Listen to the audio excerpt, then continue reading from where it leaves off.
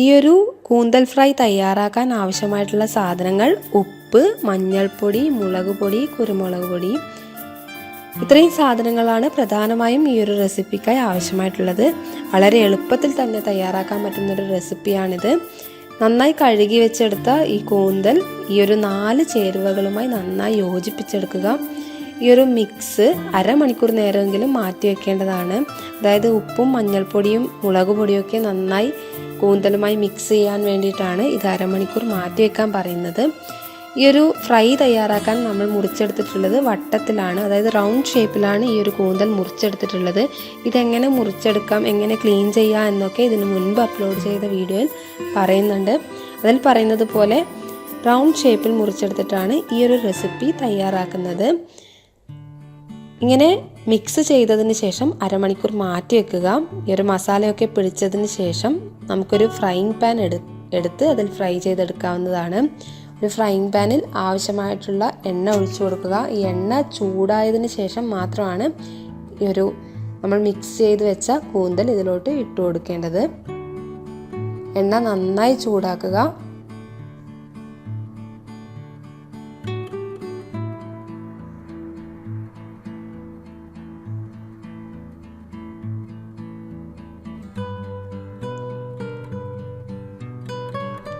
എണ്ണ ചൂടായതിന് ശേഷം ഈ ഒരു കൂന്തൽ ഓരോന്നായി ഇട്ട് കൊടുക്കാവുന്നതാണ്.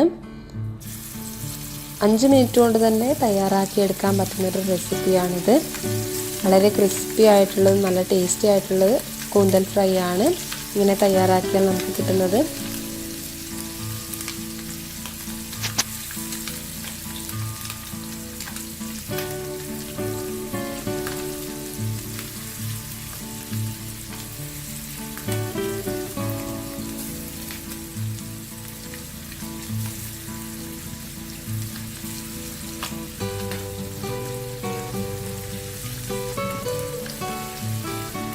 രണ്ട് സൈഡും നന്നായി വേവിച്ചെടുക്കുക. നല്ല ക്രിസ്പി ആയിട്ട് കിട്ടുന്നത് വരെ ഇത് നന്നായി വേവിച്ചെടുക്കുക ഈ ഒരു എണ്ണയിൽ. അതിനുശേഷം ആവശ്യമാണെങ്കിൽ 2 or 3 കറിവേപ്പില ഇട്ട് കൊടുക്കാവുന്നതാണ്. അത് ടേസ്റ്റ് പോലെയാണ്, ഓരോരാൾക്ക് ഇഷ്ടമുള്ളതിനനുസരിച്ച് കറിവേപ്പില ഇട്ട് കൊടുക്കാവുന്നതാണ്. കറിവേപ്പില കൂടി ഇട്ട് കൊടുത്തതിന് ശേഷം ഇത് നമുക്ക് കോരിയെടുക്കാവുന്നതാണ്.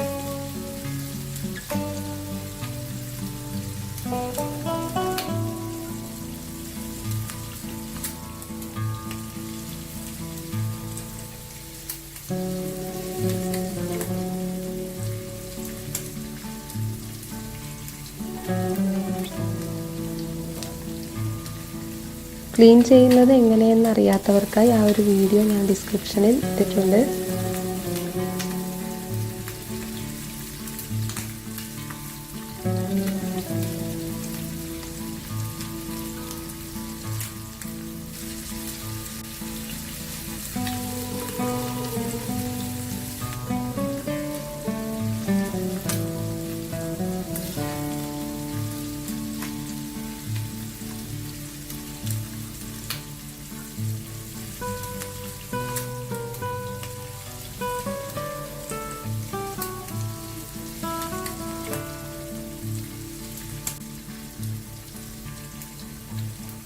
നന്നായി പൊരിഞ്ഞു വന്നതിന് ശേഷം ഈ ഒരു കൂന്തൽ ഫ്രൈയിലോട്ട് നമുക്ക് ആവശ്യത്തിനുള്ള കറിവേപ്പില ഇട്ട് കൊടുക്കുക.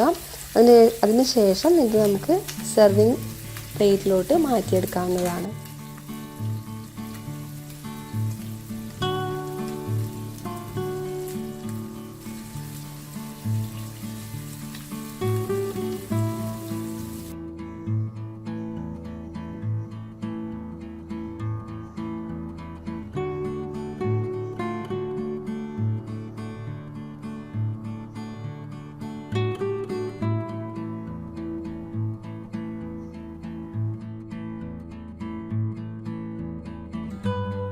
ഈ ഒരു റെസിപ്പി ഇഷ്ടമായാൽ ലൈക്ക് ചെയ്യുക. കൂടുതൽ വീഡിയോസിനായി സബ്സ്ക്രൈബ് ചെയ്യുക. Thank you.